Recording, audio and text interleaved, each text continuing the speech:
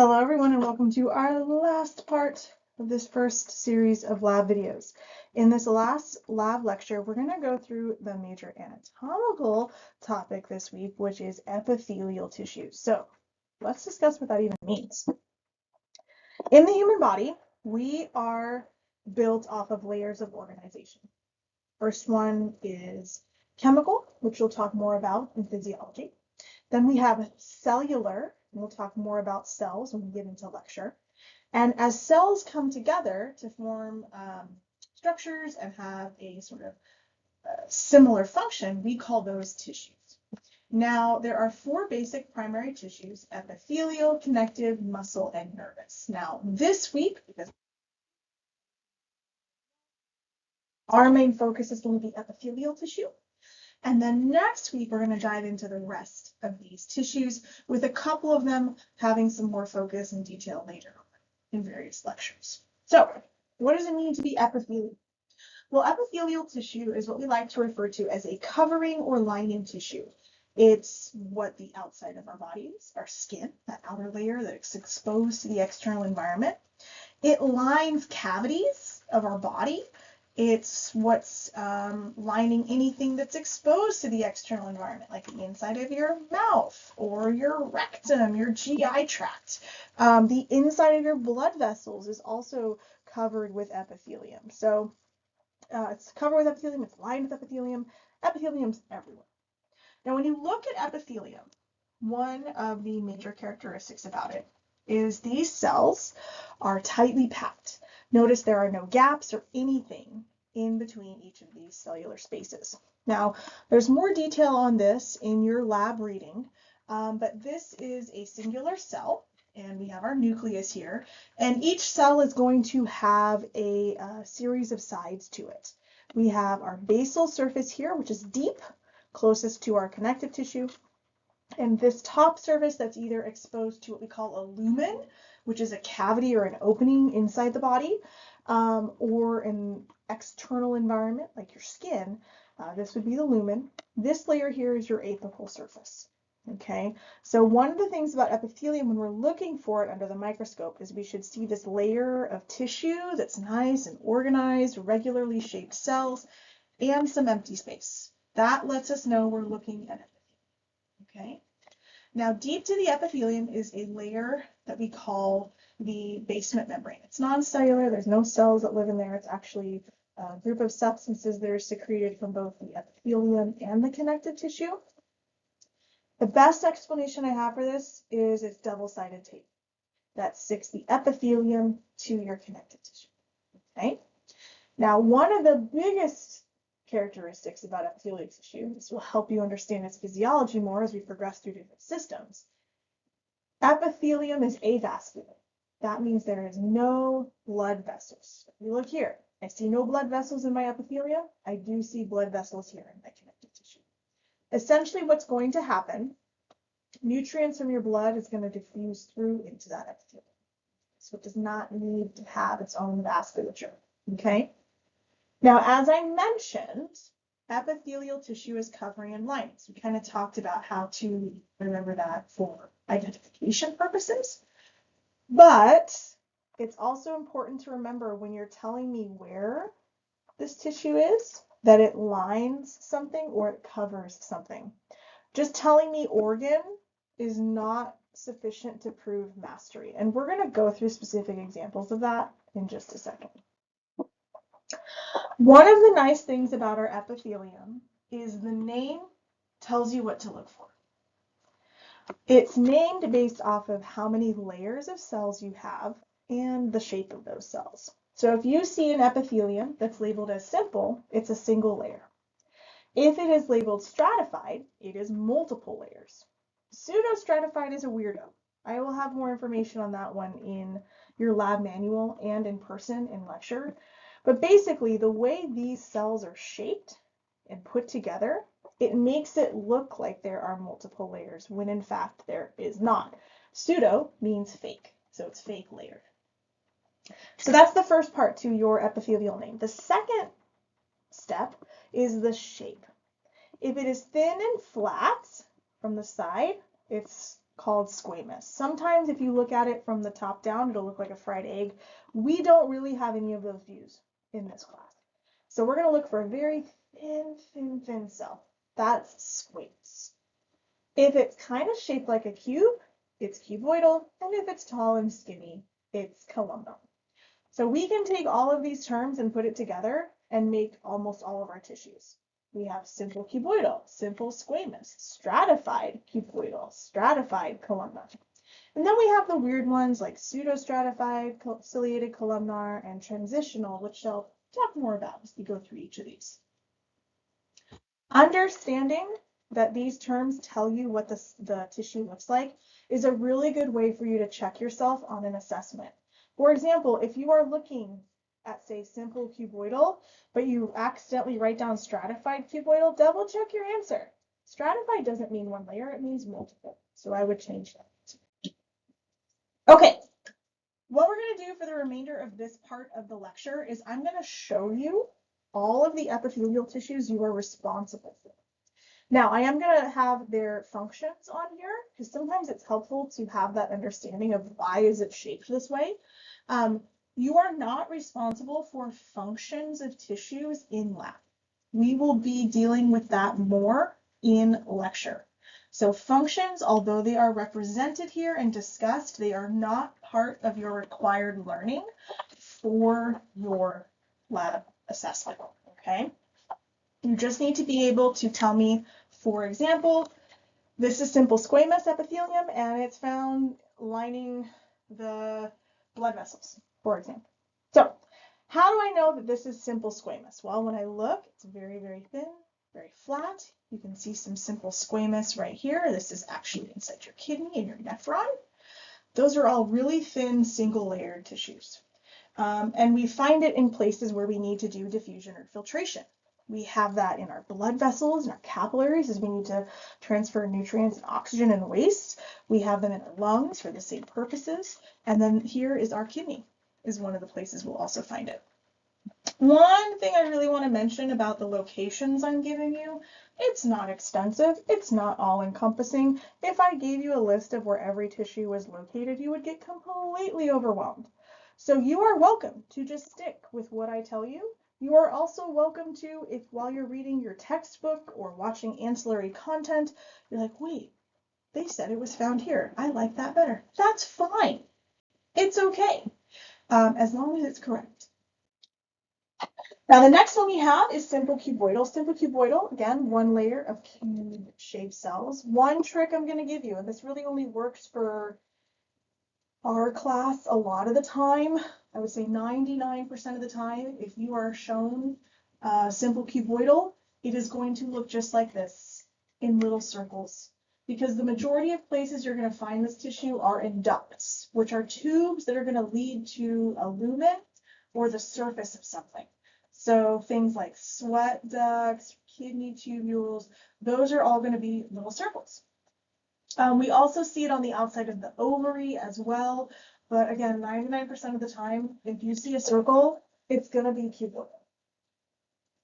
And the reason we see it in these places, like the kidney tubules and ducts, is because what these tissue cells are doing is they are secreting substances into the lumen or onto the surface of something, or they are absorbing stuff from the lumen. Now, simple columnar is similar in function in that it'll secrete stuff into a lumen or absorb stuff from the lumen, but the difference is it's a very tall cell, okay? So one layer of tall cells. And it actually has two separate formats that you need to distinguish. Pointing at this on your assessment and saying it's simple columnar would only lead you partial credit because this is a variation of simple columnar called simple ciliated columnar epithelium. These hairs that you see on the apical surface, this is in your uterine tube, your fallopian tube, they are cilia. Now cilia, as discussed in your lab manual, help move things across the surface. So these cilia are going to help move, for example, the ovum towards the uterus. One of the other places we find simple columnar is in the digestive tract, like your intestines. Now, In your intestines, we do not need the cilia to move the foodstuffs through the tube. We have a bunch of muscles in our intestines that are going to do that for us. So instead, on the surface of our simple columnar here, simple non-ciliated columnar epithelium, we have microvilli, which are going to increase surface area. Okay, and in some places where you find simple columnar, you will find these sort of, sometimes they show up as like looking like empty spaces. Sometimes they're stained with their own stain. These are goblet cells, and they are single-celled glands. So they're going to secrete like a mucus type secretion, and we have that a lot throughout our digestive tract. You'll also see it in the respiratory tract. And then while we're here, this is a really great example, we've already pointed out our cilia and our apical surface. We have our lumen, and then all of these dots that you see are all nuclei. Now, our first weirdo here is pseudostratified ciliated columnar epithelium. If you look, here's the nucleus, there's the nucleus. Let me try this here.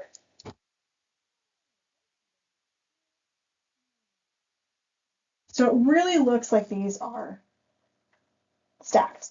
In reality, we like to refer to these cells as wine bottles because they're kind of shaped like a wine bottle and kind of shove themselves together, and that nucleus just does whatever it wants. There is no rhyme or reason as to where these nuclei are. In almost every other tissue you're going to look at, the nucleus is going to be somewhere consistently. The bottom, the middle, the top, it's going to be, more often than not found in the same area. So that's why this is pseudostratified. It looks stratified, but it isn't. It's a tall cell, so it's columnar, and it has cilia on the top, so it has to be ciliated. On assessments, I do not care the order that you put these words. You could call it ciliated, pseudostratified, columnar epithelium. Do not care. As long as all the components are there, you will get it correct. Again, this has cilia, so it's going to propel stuff over it. In this case, it's propelling mucus and things that are trapped in that mucus from your upper respiratory tract and trachea, kind of moving it up and out of the body. Now, the next set of tissues we have are stratified, meaning there are going to be multiple layers of that shaped cell. In the case of squamous epithelium, we have two sister types. We have keratinized and non-keratinized. And it literally means, does it have the protein keratin or not? Keratinized stratified squamous epithelium is going to have the protein keratin, and it is what makes up your epidermis, your skin, what you see on people.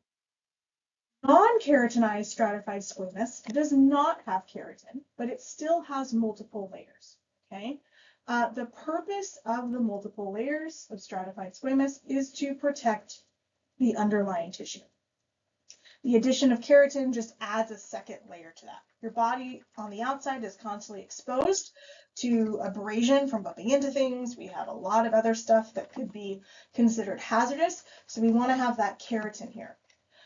In places like the esophagus, we do have abrasion, right, every time we swallow, but not to the extent that we have with the outside environment. We don't need that keratin.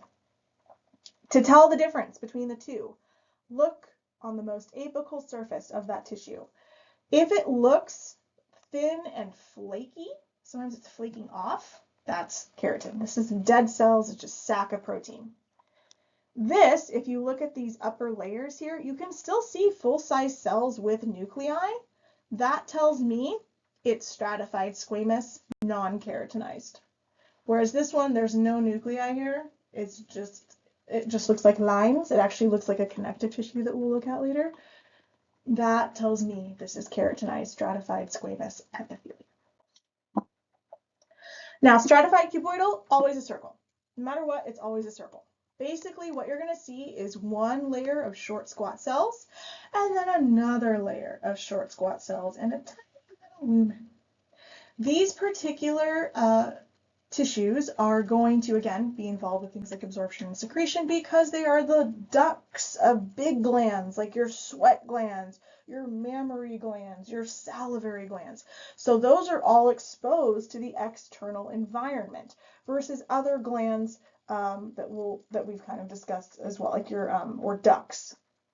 Excuse me, like in your kidneys, not exposed to the external environment. Don't need an extra level of protection.